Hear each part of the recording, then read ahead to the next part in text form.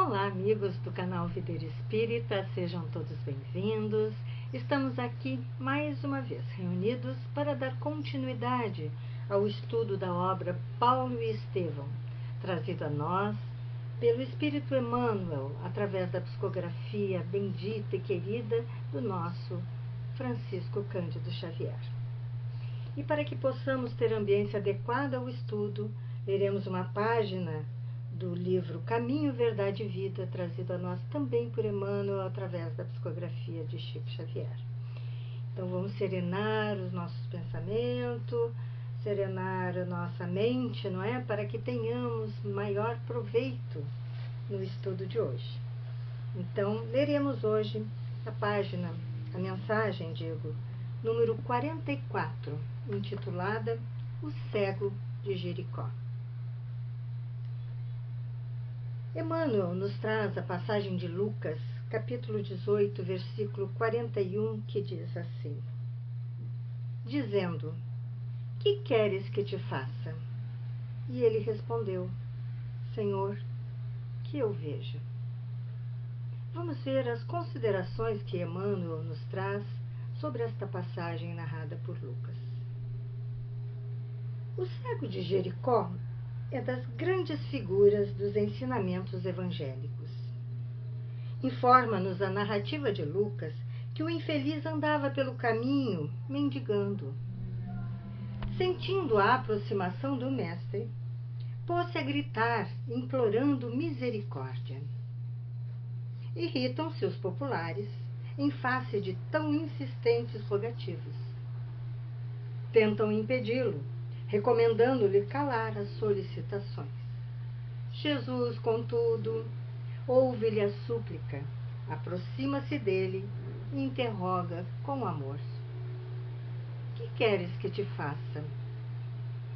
À frente do magnânimo dispensador dos bens divinos, recebendo liberdade tão ampla, o pedinte sincero responde apenas isto: Senhor, que eu veja.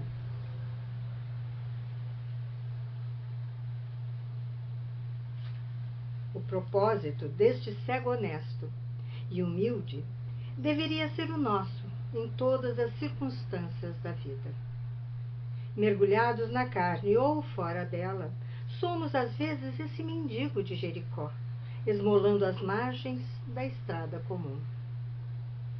Chama-nos a vida, o trabalho apela para nós, abençoa-nos a luz do conhecimento, mas permanecemos indecisos, sem coragem de marchar para a realização elevada que nos compete atingir. E, quando surge a oportunidade do nosso encontro espiritual com o Cristo, além de sentirmos que o mundo se volta contra nós, induzindo-nos à indiferença, é muito raro sabermos pedir sensatamente. Por isso mesmo, é muito valiosa a recordação do pobrezinho mencionado no versículo de Lucas, porquanto não é preciso compareçamos diante do Mestre com volumosa bagagem de rogativas. Basta lhe peçamos o dom de ver, com a exata compreensão das particularidades do caminho evolutivo. Que o Senhor, portanto, nos faça enxergar todos os fenômenos e situações, pessoas e coisas, com amor e justiça, e possuiremos o necessário à nossa alegria imortal.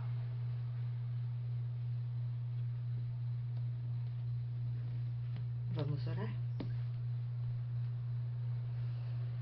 Amado Mestre Jesus, aqui estamos, Senhor, mais uma vez, para nos debruçarmos as páginas deste romance trazido a nós por Emmanuel, onde temos aprendido tanto sobre Paulo de Tarso, sobre Estevão, sobre a vida deste apóstolo dos gentios. Tantos detalhes, tantas impressões que nos levam a profundas reflexões. Que possamos, Senhor, com a Tua presença e com a presença do anjo guardião de cada um de nós, termos a nossa mente aberta para receber mais e mais informações e trazê-las para a nossa vida diária, para a nossa experiência cotidiana. Obrigada, Senhor, por esta oportunidade. Que assim possa ser, com a graça de Deus.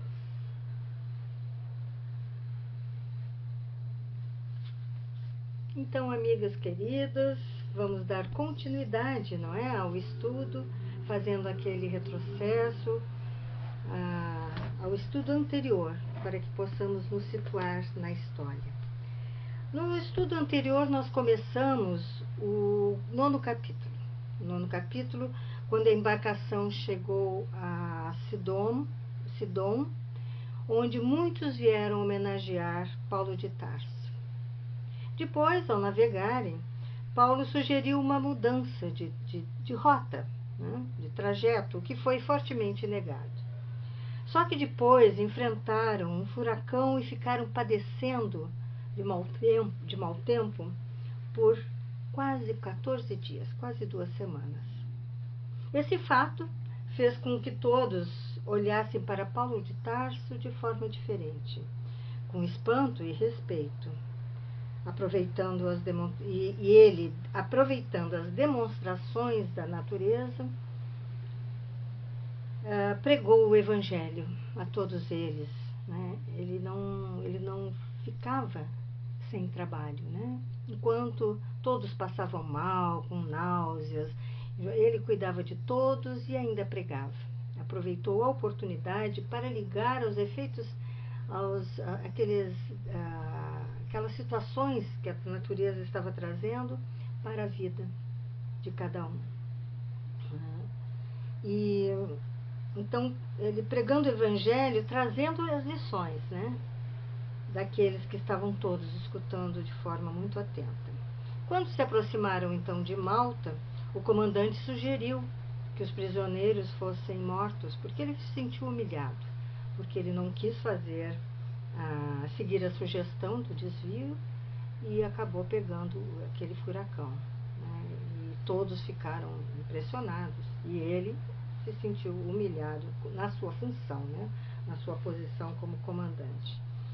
E o centurião Júlio, que a essa altura já estava convertido ao cristianismo e era muito amigo, né, se tornou muito amigo de Paulo de Tarso, queria muito bem, discordou, é claro, né? Então aqueles que se sentiam capazes se atiraram ao mar para nadar, né? E os demais náufragos agarraram seus botes improvisados e foram todos acolhidos pelos habitantes da ilha. E o frio era intenso, então já era o inverno mesmo, né? Então já tinha mesmo que parar a navegação. Já em terra, eles acenderam os locais, né? Acenderam fogueiras para aquecer os náufragos, e uma serpente picou Paulo. E todos aguardavam a morte dele, porque diziam que aquela serpente, ela era muito venenosa. Como nada aconteceu com Paulo, eles ficaram todos impressionados. E ele sabia que logo o estariam chamando de Deus ou algo que o valesse, né? E acalmou Timóteo, para que não se incomodasse com o fato de que eles estavam pensando que ele era um criminoso perigoso, né? Porque logo em breve talvez eles mudassem a opinião em função dele sobreviver à picada da serpente. Depois Paulo então curou o pai do mais alto funcionário de Malta, Públio Apiano, que quis conhecer então o Evangelho. Ele ficou muito impressionado, né, com Paulo de Tarso, com o fato de ter curado seu pai e com a figura, né, de Paulo e os conhecimentos dele. Então ele quis conhecer o Evangelho e recomendou que esse Evangelho fosse copiado. E durante a estadia na ilha, Paulo se dedicou à divulgação da Boa Nova, né, e curou muitos doentes. Por onde ele passava, ele trabalhava, né? E ao prosseguirem a viagem com destino a Roma, embarcaram no navio Castor e Pólux. Na parada em Siracusa, na Sicília, Paulo aproveitou os 3 dias de permanência para pregar e atrair numerosos novos adeptos, né, do cristianismo. Depois, seguiram para Puteoli, não longe do Vesúvio. E quando lá chegaram, o centurião explicou a Paulo que a partir dali precisaria tratá-lo como prisioneiro que era. Até então ele tinha a liberdade de deixar Paulo à vontade, né? Mas que dali em diante, não poderia isso mais ser feito, né? E Paulo, claro, compreendeu perfeitamente e não se abalou quando Júlio o algemou. Sabia que era necessário. Em Puteoli, um generoso velhinho, deixa eu ver aqui nas minhas anotações o nome, foi levado à presença de Paulo. Tratava-se de Sexto Flaccus, que contou ao ex-rabino, para a surpresa dele, né, que as cartas escritas por Paulo eram tema de meditação e estudo em todos os lares cristãos de lá. E mostrou a Paulo a cópia da Epístola aos Romanos. E Paulo ficou impressionado, ele não imaginava o alcance, né? Ele jamais podia imaginar que ia chegar lá já sendo conhecida, né? Já a Boa Nova, né? E aos poucos a modesta estalagem que hospeda Paulo encheu-se de pessoas. Todos iam lá ver Paulo, todos queriam ouvir-lhe e conhecer. Eles pediram então para que permitissem que ele ficasse por mais uns 7 dias com eles, né? E depois foram enviados então 2 emissários a Roma para informar da iminente chegada do apóstolo dos gentios àquela cidade. E até que chegou a necessidade de partir, né? Que Júlio veio informar que eles precisavam seguir viagem. E nós paramos o nosso estudo nesta parte da história, página 448, para quem tem essa edição do romance, né? 448, no 5º parágrafo. Então é aqui que nós vamos retomar o estudo de hoje. Vamos lá. Opa. Decorrida a semana de trabalhos frutuosos, felizes, o centurião fez ver a necessidade de partir. A distância a vencer excedia de 200 quilômetros. Vamos aqui colocar o mapa também. O mapa para que vocês possam acompanhar. Acho que fica mais fácil visualizando, né? A distância a vencer excedia de 200 quilômetros, com 7 dias de marcha consecutiva e fatigante. Quer dizer, eles iam a pé, né? Até então eles estavam em embarcação, mas agora era a pé. O pequeno grupo partiu, acompanhado de mais 50 cristãos de Puteoli, que seguiram o ex-rabino até o Fórum de Ápio. Esse Fórum de Ápio era uma antiga estação de correios da romana, que ficava na Via Ápia, a famosa Via Ápia, né? Então seguiram o ex-rabino até o Fórum de Ápio, né, em cavalos resistentes, montando carinhosa guarda aos carros dos guardas e prisioneiros. Nessa localidade, distante de Roma 40 e poucas milhas, ali, mais ou menos uns 60 quilômetros, 60 e poucos quilômetros, aguardava o apóstolo dos gentios a primeira representação dos discípulos do Evangelho na cidade imperial. Eram anciãos comovidos, cercados por alguns companheiros generosos, que por pouco carregavam o ex-rabino nos braços. Júlio não sabia como disfarçar a surpresa que lhe ia na alma. Jamais viajara com um prisioneiro de tamanho prestígio. De Fórum de Ápio, a caravana demandou o sítio, né, o local denominado As 3 Tavernas. Aqui no mapa nós veremos como 3 vendas, um pouquinho mais acima ali à esquerda, né? Então, as 3 vendas. As 3 tavernas, acrescido agora do grande veículo que levava os anciãos romanos e sempre rodeada de cavaleiros fortes e bem dispostos. Nessa região, singularmente nomeada, em vista do grande conforto de suas hospedarias, outros carros e novos amigos esperavam Paulo de Tarso com sublimes demonstrações de alegria. O apóstolo, agora, contemplava as regiões do Lácio, empolgado por emoções suaves e doces. Tinha a impressão de haver aportado a um mundo diferente da sua Ásia, cheia de combates acerbos, combates ásperos. Com permissão de Júlio, a figura mais representativa dos anciães romanos tomara assento junto de Paulo, naquele jubiloso fim de viagem. O velho Apolodoros, depois de certificar-se da simpatia do chefe da corte pela doutrina de Jesus, tornou-se mais vivo e minucioso no seu noticiário verbal, atendendo às perguntas afetuosas do apóstolo dos gentios. Vindes a Roma em boa época, acentuava o velhinho em tom resignado. Temos a impressão de que nossos sofrimentos por Jesus vão ser multiplicados. Estamos em 61, mas há 3 anos que os discípulos do Evangelho começaram a morrer nas arenas do circo pelo nome Augusto do Salvador. Vamos só retirar aqui, né, o mapa.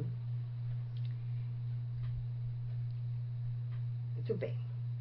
Então vejamos, Emmanuel está nos dando essa informação aqui, né, vinda de Apolodoros. Estamos em 61. O romance inicia em 34. E então, mais esse ano 61, vamos lá, 27 anos, né, da história, né, de tudo isso que nós temos tomado conhecimento, né, desde os tempos de Saulo, a transformação em Paulo e até este momento em que ele está indo a Roma, né, apelar para o César. Vou repetir. Estamos em 61, mas há 3 anos que os discípulos do Evangelho começaram a morrer nas arenas do circo pelo nome Augusto do Salvador. Então, voltaram as perseguições, né? Sim, disse Paulo de Tarso solicitamente. Eu ainda não havia sido preso em Jerusalém quando ouvi referências às perseguições indiretas movidas aos adeptos do cristianismo pelas autoridades romanas. Não são poucos, acrescentou o ancião, os que têm dado seu sangue nos espetáculos homicidas. Nossos companheiros têm caído a centenas, aos apupos, né, às vaias do povo inconsciente, estraçalhados pelas feras, né, como eles eram mortos pelas feras, pelos leões e tigres, né, ou nos postes do martírio. Lembram? Isso foi mencionado há 2000 anos, Emmanuel nos trouxe bem essa cena das tochas de Nero. Né? Então, eles usavam os corpos, ateavam fogo e usavam para iluminar as ruas. Né? O centurião, muito pálido, interrogou: mas como pode ser isso? Há medidas legais que justifiquem estes feitos criminosos? E quem poderá falar em justiça no governo de Nero? Replicou Apolodoros com um sorriso de santa resignação. Ainda agora, perdi um filho amado nessas horrorosas carnificinas. Como? Tornou o chefe da corte admirado. Muito simplesmente, esclareceu o velhinho.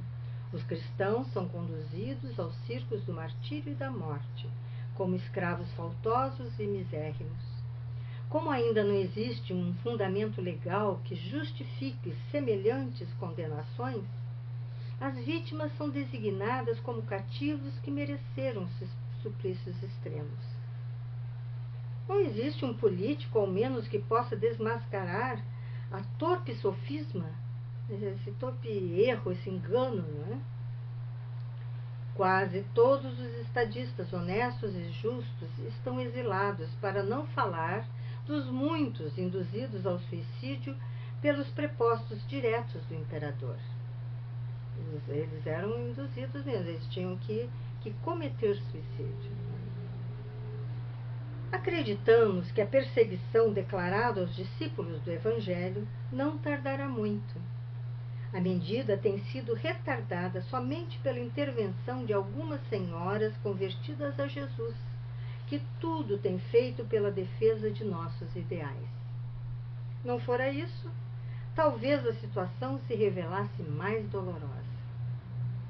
Precisamos negar a nós mesmos e tomar a cruz, exclamou Paulo de Tarso, compreendendo o rigor dos tempos. Tudo isso é muito estranho para nós outros, ponderou Júlio, o centurião, acertadamente. Pois não vemos razão para tamanha tirania. É um contrassenso a perseguição aos adeptos do Cristo, que trabalham pela formação de um mundo melhor, quando por aí medram, aparecem tantas comunidades de malfeitores a reclamarem repressão legal. Com que pretexto se promove esse movimento sorrateiro, esse movimento dissimulado? Apolodorus pareceu concentrar-se e replicou: acusam-nos de inimigos do Estado, a solapar-lhes, a destruir-lhes as bases políticas com ideias subversivas e destruidoras. A concepção de bondade no cristianismo dá aso a que muitos interpretem mal os ensinamentos de Jesus. Os romanos abastados, os ilustres, não toleram a ideia de fraternidade humana. Para eles, o inimigo é inimigo, o escravo é escravo, o miserável é miserável. Não lhes ocorre abandonar, por um momento sequer, o festim dos prazeres fáceis e criminosos para cogitar da elevação do nível social. Raríssimos os que se preocupam com os problemas da plebe. Um patrício caridoso é apontado com ironias. Em um tal ambiente, os desfavorecidos da sorte encontraram no Cristo Jesus um Salvador bem amado e os avarentos um adversário a eliminar, para que o povo não alimente esperanças. Examinada essa circunstância, podemos imaginar o progresso da doutrina cristã entre os aflitos e pobres, tendo-se em vista que Roma sempre foi um enorme carro de triunfo mundano, que segue com os verdugos autoritários e tirânicos na boleia, cercado de multidões famintas que vão apanhando as migalhas do sobejo, as migalhas de sobra. As primeiras pregações cristãs passaram despercebidas, mas quando a massa popular demonstrou entender o elevado alcance da nova doutrina, começaram as lutas acerbas. De culto livre em suas manifestações, o cristianismo passou a ser rigorosamente fiscalizado. Dizia-se que nossas células eram originárias de feitiçarias e sortilégios. Dizia-se que Em seguida, como se verificaram pequenas rebeliões de escravos, nos palácios nobres da cidade, nossas reuniões de preces e benefícios espirituais foram proibidas. As agremiações foram dissolvidas à força. Em vista, porém, das garantias de que gozam as cooperativas funerárias, passamos a nos reunir alta noite no âmago das catacumbas. Ainda assim, descobertos pelos sequazes, pelos seguidores do imperador, nossos núcleos de oração têm experimentado pesadas torturas. É horrível tudo isso, exclamou o centurião compungido. E o que admira é haver funcionários dispostos a executar determinações tão injustas. Então ele está aqui trazendo a questão de que é para fazer isso, mas existe quem faça com que isso se cumpra. E Apolodorus sorriu e acentuou: a tirania contemporânea tudo justifica. Não levais vós mesmos um apóstolo prisioneiro? Entretanto, reconheço que sois dele um grande amigo. A comparação do velho e arguto observador fez empalidecer ligeiramente o centurião. Aí tá vendo, puxa, como que isso acontece? Como que alguém executa, essas ordens? E Apolodorus ainda traz a ele: está fazendo o mesmo. E ele dá para ver claramente que você o considera amigo. E mesmo assim está cumprindo ordem. Paulo de Tarso, todavia, reconhecendo a posição e o embaraço do amigo, acudiu esclarecendo. Paulo de Tarso não deixaria isso passar assim. O jeito dele era esse. E ele queria muito bem Júlio, né? A verdade, disse ele, é que não fui encarcerado por malvadez ou inópia, né? Escassez, por carência dos romanos, desconhecedores de Jesus Cristo, mas por meus próprios irmãos de raça. Então ele está explicando que ele não não se tornou prisioneiro, ele não foi encarcerado por causa dos romanos. Não, mas sim pelos seus irmãos de raça. Aliás, continua aqui Paulo, tanto em Jerusalém como em Cesareia, encontrei a mais sincera boa vontade de prepostos do império. Em tudo isso, amigos, preponderam as injunções do serviço do mestre. E era mesmo, os romanos sempre o protegeram, né? Para o êxito indispensável dos seus esforços remissores, os discípulos não poderão caminhar no mundo sem as marcas da cruz. O que são essas marcas? Né? São os sacrifícios, né? Que mostram a fidelidade ao Cristo. Então isso faz parte, né? Ele está aqui explicando, isso faz parte. Eles não poderão caminhar no mundo sem essas marcas. Né? Os interlocutores entreolharam-se satisfeitos. A explicação do apóstolo vinha elucidar completamente o problema. O grupo numeroso alcançou Alba Longa, onde novo contingente de cavaleiros esperava o valoroso missionário. Daí até Roma, a caravana moveu-se mais vagarosa, experimentando sublimadas sensações de alegria. Paulo de Tarso, muito sensibilizado, admirava a beleza singular das paisagens desdobradas ao longo da Via Ápia. Então aqui vamos lembrar, né, a Via Ápia, aquela importante estrada, acho que a mais importante e maior estrada de Roma, né, do Império Romano, que ia até de Roma a Capua, bem distante. Vamos aqui agora colocar um mapa para que nós possamos ver o que vai ser mencionado já aqui. Vamos lá. Mais alguns minutos e os viajores atingiam a Porta Capena, onde centenas de mulheres e crianças aguardavam o apóstolo. Era um quadro comovente. Então vamos ver aí nessa... É um desenho, né? Porque o que acontece? Aqui nós mostramos, né, uma imagem de como seria, na época, a Porta Capena, porque ela foi destruída, completamente destruída, e nada resta dela, né? E é um arco, ali vemos um sinal, né, mostrando onde ela... É um arco da muralha serviana, porque haviam duas muralhas, a muralha serviana e a aureliana. Então, na muralha serviana tinha a Porta Capena, né? E ela é onde se iniciava a Via Ápia, é ali que ela começava, né? E em 2000 anos nós falamos da Porta Capena. E lá em 50 anos depois, eles mencionam outras portas, a Porta Salária, né, que também foi destruída, e a Porta Nomentana, que ainda existe. Essa foi mantida, mas é da outra muralha, a muralha aureliana. É bem interessante. Então aí dá para ter uma noção de como era essa porta chamada Capena, né? Bom, eu vou tirar aqui para... Já não precisamos mais, né? Vamos lá.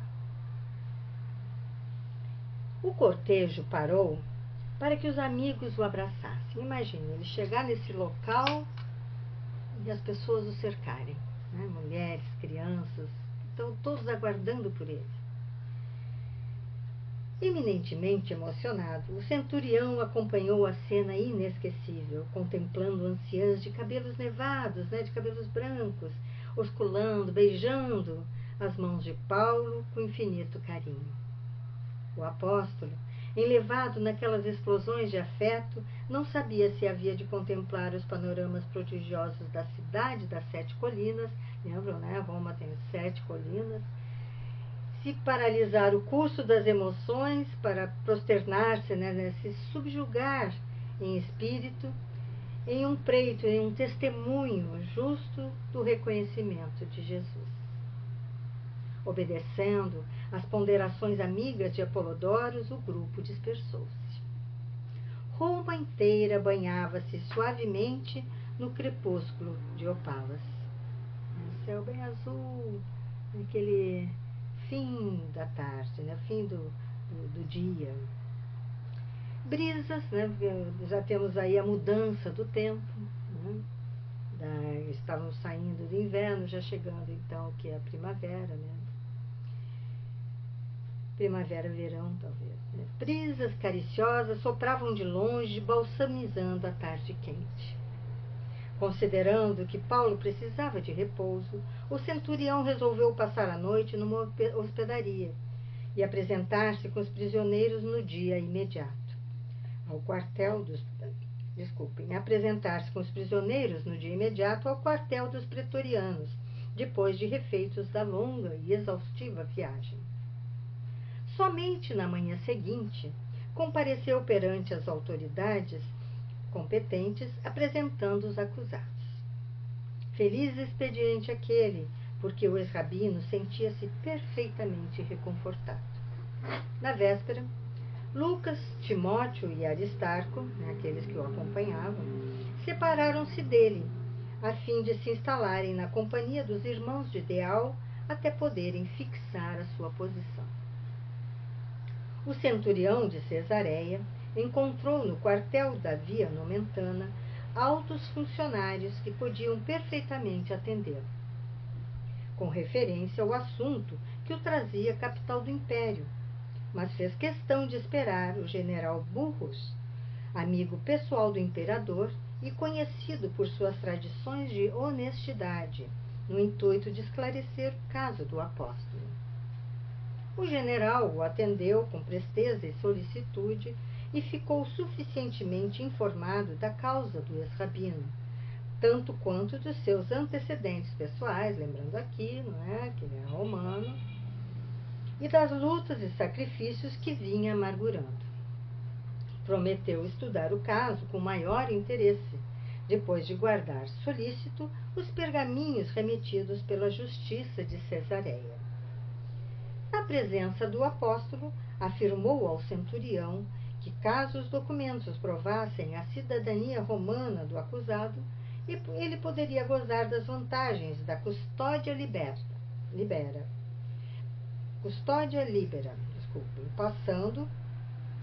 passando a viver fora do cárcere, apenas acompanhado por um guarda, até que a magnanimidade de César decidisse o seu recurso. Então, sendo confirmada a sua cidadania romana, ele poderia usufruir dessa vantagem da custódia libera, onde ele não precisaria ir para o cárcere. Ele poderia ficar sendo acompanhado pelo, no caso, o Júlio, e por um guarda, e até que tudo se resolvesse. Então, esses documentos da Cesareia, que onde foi que Paulo decidiu então que apelava a César, então ele iria ler tudo aquilo e tudo se confirmando, ele estaria sendo liberado de ir para a prisão, Enquanto isso não acontecia, Paulo foi recolhido à prisão com os demais companheiros como medida preliminar ao exame da documentação trazida.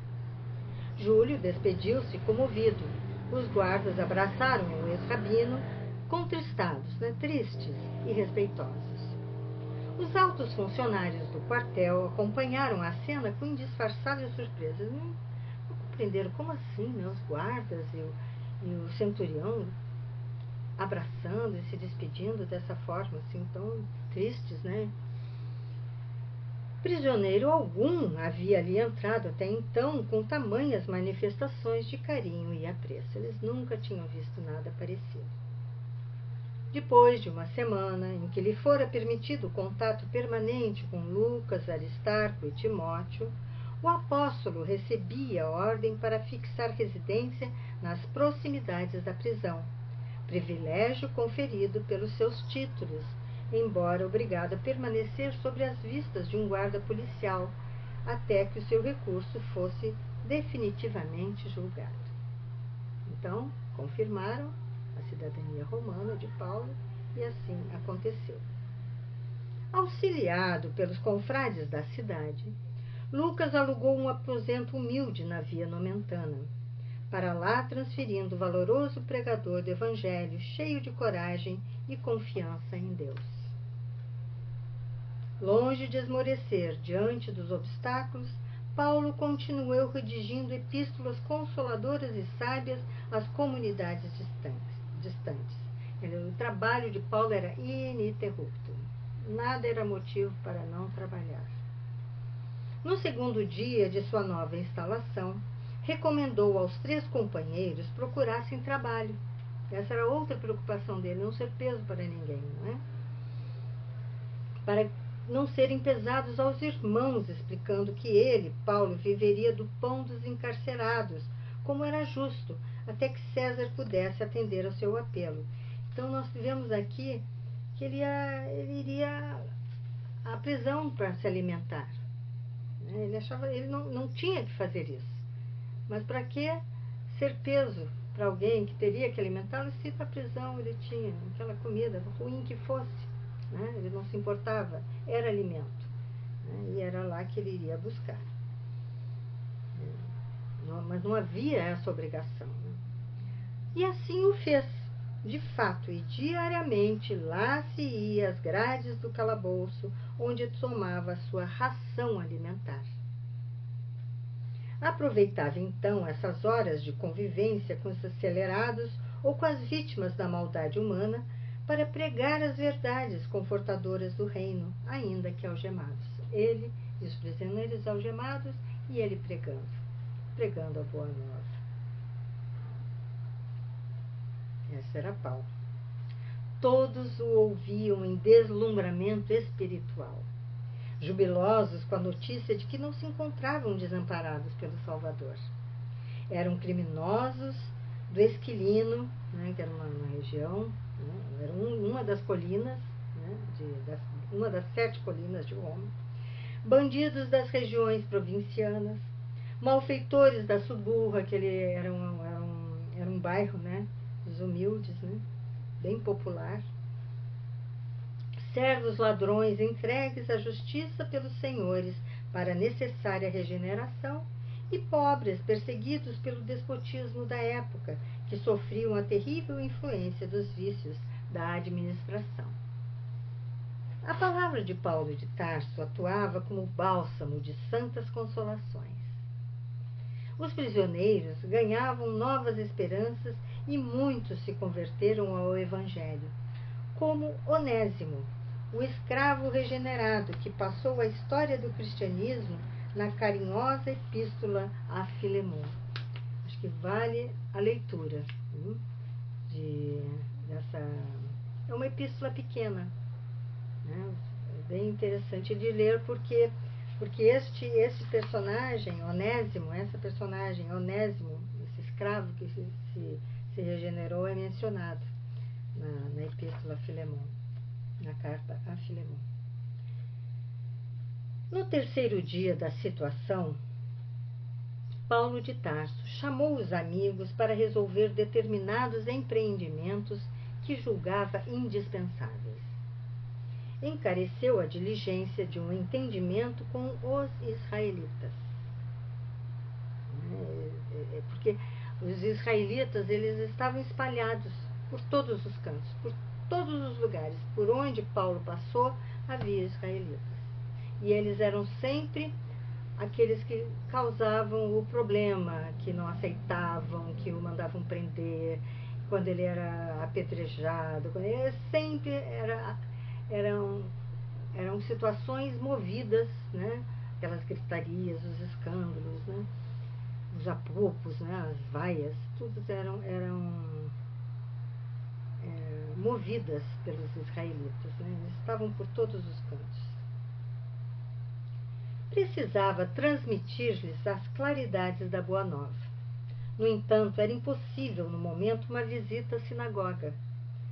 Sem paralisar, contudo, os impulsos dinâmicos de sua mentalidade vigorosa, pediu a Lucas convocasse os maiorais do judaísmo na capital do império, a fim de lhes apresentar uma exposição de princípios que supunha conveniente. Na mesma tarde, grande número de anciãos de Israel compareciam no seu aposento. Paulo de Tarso expõe as notícias generosas do reino de Deus, esclarece a sua posição, refere-se às preciosidades do Evangelho. Os ouvintes mostram-se algo interessados, mas ciosos, zelosos de suas tradições, acabam tomando atitude reservada e duvidosa. Quando terminou a oração entusiástica, o rabi Menandro exclamou em nome dos demais: vossa palavra merece nossa melhor consideração. Entretanto, amigo, ainda não recebemos nenhuma notícia da Judéia a vosso respeito. Temos, todavia, algum conhecimento desse Jesus a quem vos referis com ternura e veneração. Fala-se dele em Roma como de um revolucionário criminoso que mereceu o suplício reservado aos ladrões e malfeitores em Jerusalém. Sua doutrina é a vida por contrária à essência da lei de Moisés. Olha como ela é vista, né? Sem embargo, desejamos sinceramente ouvir-vos sobre o novo profeta, com a calma necessária. Por outro lado, é justo que não sejamos nós apenas os ouvintes dessas notícias singulares. Convém que vossos conceitos sejam dirigidos à maioria dos nossos irmãos, a fim de que os julgamentos isolados não prejudiquem os interesses do conjunto. Paulo de Tarso percebeu a sutileza da observação e pediu que marcassem o dia da pregação a uma assembleia maior. Alvitre esse, sugestão essa que foi recebida pelos velhos judeus com justo interesse. No dia aprazado, no dia marcado, vasta aglomeração de israelitas comprimia-se e desbordava do quarto humilde, onde o ex-rabino montara nova tenda de trabalhos evangélicos. Ele pregou a lição da Boa Nova e explicou pacientemente a missão gloriosa de Jesus desde a manhã até a tarde. Foram muitas horas, Alguns raros irmãos de raça pareciam compreender os novos ensinamentos, enquanto que a maioria se entregava a interpelações ruidosas e a polêmicas estéreis. Aquelas polêmicas que não levam a nada. O apóstolo recordou o tempo de suas viagens, vendo ali a repetição exata das cenas irritantes das sinagogas asiáticas, onde os judeus se empenhavam em combates acérrimos, em combates ardentes. Ele lembrou de tudo, de todas as viagens, de todos os locais onde ele ia.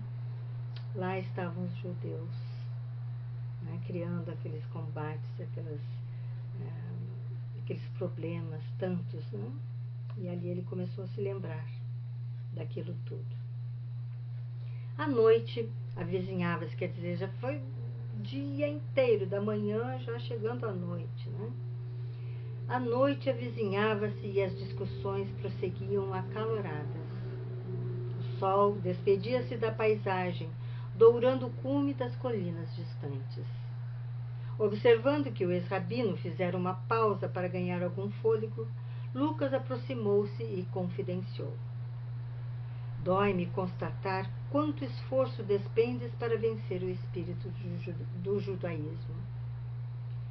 Paulo de Tarso meditou alguns momentos e respondeu: sim, verificar a rebeldia voluntária dá enfado ao coração. Contudo, a experiência do mundo tem me ensinado a discernir de algum modo a posição dos espíritos. Há duas classes de homens para as quais se torna mais difícil o contato renovador de Jesus. Então vamos ver aqui de que forma Paulo vê isso tudo. A primeira classe é a que vi em Atenas. Lembram? Em Atenas que ele falava, que era a intelectualidade, como ele ficou decepcionado quando chegou, porque ele queria muito conhecer a Grécia, Aí chegou lá e viu que a ciência, aquela intelectualidade, muita vaidade, orgulho. A primeira das classes é a que vinha em Atenas e se constitui dos homens envenenados pela falaciosa ciência da terra. Homens que se cristalizam em uma superioridade imaginária e muito presumem de si mesmos. São estes, ao meu ver, os mais infelizes. A segunda classe é a que conhecemos nos judeus recalcitrantes, que possuindo um patrimônio precioso do passado, não compreendem a fé sem lutas religiosas, petrificam-se no orgulho de raça e perseveram numa falsa interpretação de Deus.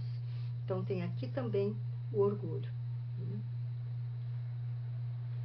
De tal arte, entendemos melhor a palavra do Cristo, que classificou os simples e pacíficos da terra como criaturas bem-aventuradas. Então ele está aqui mencionando as bem-aventuranças, dos mansos, dos brandos, dos simples, dos pacíficos. Poucos gentios cultos e raros judeus crentes na lei antiga estão preparados para a escola bendita da perfeição como o Divino Mestre.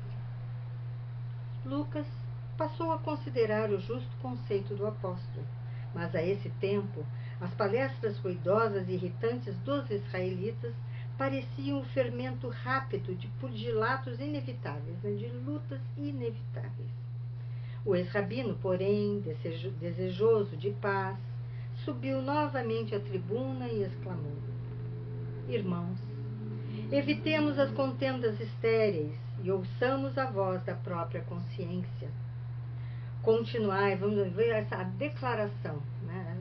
Paulo aqui está fazendo uma declaração. Vamos prestar muita atenção. Continuai, examinando a lei e os profetas, nos quais encontrareis sempre a promessa do Messias, que já veio. Desde Moisés, todos os mentores de Israel referiram-se ao Mestre com caracteres de fogo, que o fogo é aquele que corrige. Não somos culpados da vossa surdez espiritual. Invocando as discussões ferinas de há pouco, recordo a lição de Isaías. Ele lá sempre buscava o Antigo Testamento, as leis de Moisés. Recordo a lição de Isaías quando declara que muitos hão de ver sem enxergar e ouvir sem entender. São os espíritos endurecidos que, agravando as próprias enfermidades, culminam em lutas desesperadoras para que Jesus possa, mais tarde, convertê-los e curá-los com o bálsamo do seu infinito amor. No entanto, podeis estar convictos de que esta mensagem será auspiciosamente recebida pelos gentios, simples e infelizes, que são, na verdade, os bem-aventurados de Deus. Agora vejamos aqui, Ele está, de uma forma, declarando que os gentios, aqueles não judeus, eram melhores que os judeus. E isso era muito sério, porque os judeus sempre se viram como o povo escolhido. Como então aqui Deus acha que eles são os bem-aventurados e não os judeus? Agora, isso, se ele estivesse, é óbvio, né? Se ele estivesse numa sinagoga, isso teria um peso ainda mais sério, né? Ele está aqui, no outro lugar onde não é a sinagoga. Então, a coisa, as palavras são sérias, são pesadas, verdadeiras, né? Mas tem a proteção do fato de não estar dentro de uma sinagoga. A declaração franca e veemente do apóstolo caiu na assembleia como um raio, imagine, né? Impondo absoluto silêncio. Eu acho que eles ficaram, a impressão que me dá é que eles ficaram digerindo, né, aquilo, maquinando. Peraí, o que ele está dizendo? Que eles são melhores? Os gentios são melhores que os judeus?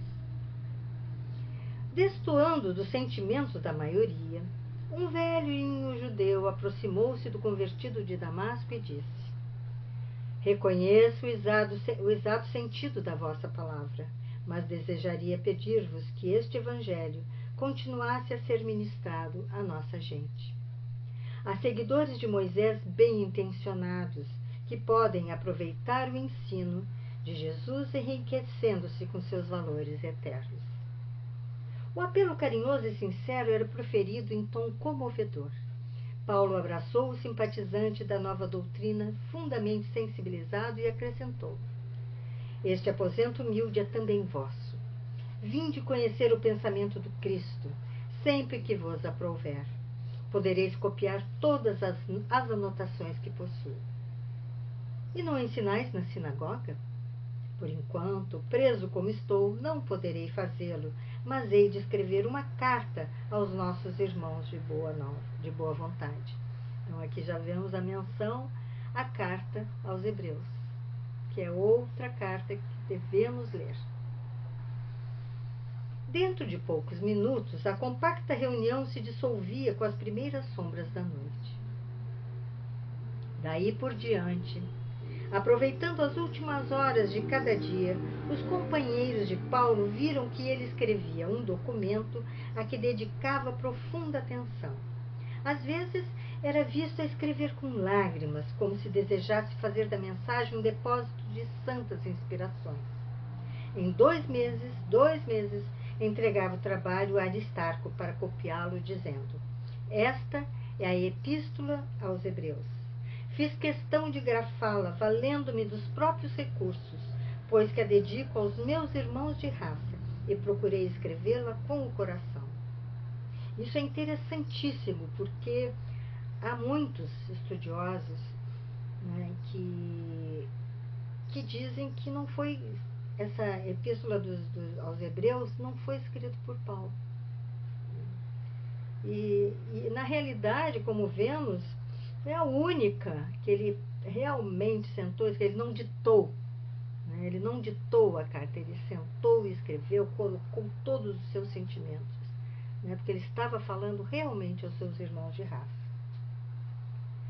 Essa é a única escrita de próprio punho dele. As demais realmente foram ditadas. Né? E vemos aqui. Eu vou repetir. Esta é a epístola aos Hebreus. Fiz questão de grafá-la, valendo dos próprios recursos, pois que a dedico aos meus irmãos de raça e procurei escrevê-la com coração. O amigo compreendeu o seu intuito e, antes de começar as cópias, destacou o estilo singular e as ideias grandiosas e incomuns. E Paulo continuou trabalhando incessantemente em benefício de todos. A situação, como prisioneiro, era a mais confortadora possível. Fizera-se benfeitor desvelado de todos os guardas, esse é Paulo, que lhe testemunhavam o esforço apostólico. A uns, aliviar o coração com as alegrias da Boa Nova, a outros, curar moléstias crônicas e dolorosas. Frequentemente, o benefício não se restringia ao interessado, porque os legionários romanos lhe traziam os parentes, os afeiçoados e os amigos para se beneficiarem ao contato daquele homem dedicado aos interesses de Deus. Quer dizer, não ficava cuidando somente dos soldados, né, dos legionários. Eram também aqueles que eles traziam. Logo ao terceiro dia, deixou de ser algemado, porque os soldados dispensavam a formalidade, apenas guardando-lhe a porta como simples amigos. Não poucas vezes, esses militares benévolos o convidavam a passear pela cidade, especialmente ao longo da Via Ápia, que se havia tornado local de sua predileção. A Via Ápia está lá, gente, ainda. Né? Então, quem for passear em Roma tem que ir por esses caminhos. Né? O local da porta momentânea está lá, ela não está, mas o local é o início da Via Ápia. Sensibilizado, o apóstolo agradecia essas provas de condescendência. Os benefícios do seu convívio tornavam-se dia a dia mais evidentes. Impressionados com a sua palestra educativa e com as suas maneiras atenciosas, muitos legionários, antes relapsos e negligentes, transformavam-se em elementos úteis à administração e à sociedade. Os guardas começaram a disputar o serviço de sentinela ao seu aposento, e isso lhe valia melhor atestado de valor espiritual. Eles disputavam quem ia cuidar de Paulo. Visitado incessantemente por irmãos e emissários das suas igrejas queridas da Macedônia e da Ásia, prosseguia desdobrando energias de tarefa amorosa, assistência aos amigos e colaboradores distantes, mediante cartas inspiradíssimas. Havia quase 2 anos, né? Então lá de 63 depois de Cristo, né? 2 anos, 63, que o seu recurso a César jazia esquecido nas mesas dos juízes displicentes, quando sobreveio um acontecimento de magna importância. Certo dia, um legionário amigo levou ao convertido de Damasco, um homem de feições másculas e enérgicas, aparentando 40 anos mais ou menos. Tratava-se de Acácius Domítios, personalidade de grande influência política e de algum tempo tinha cegado em misteriosas circunstâncias. Paulo de Tarso o acolheu com bondade e, depois de impor-lhe as mãos, esclarecendo-lhe sobre o que Jesus desejava de quantos lhe aproveitavam a munificência, exclamou comovidamente: Irmão, agora convido-te a ver em nome do Senhor Jesus Cristo. Vejo, gritou o romano tomado de júbilo infinito. E logo, em um movimento instintivo, ajoelhou-se em pranto e murmurou: Vosso Deus é verdadeiro. Profundamente reconhecido a Jesus, o apóstolo deu-lhe o braço para que se levantasse ali mesmo. Domítios procurou conhecer o conteúdo espiritual da nova doutrina, a fim de reformar-se e mudar de vida. Solícito, anotou logo as informações relativas ao processo do ex-rabino, acentuando-se ao despedir-se. Então, nós vimos aqui, antes de ver o que ele diz, que ele procurou por Paulo em um momento de dor, como muitos de nós fazemos. Buscamos ajuda naquele momento difícil, né? E daí nos transformamos. Quantos de nós chegou às portas da doutrina espírita pela dor? Né? Como muitos de nós, assim também, Domítios.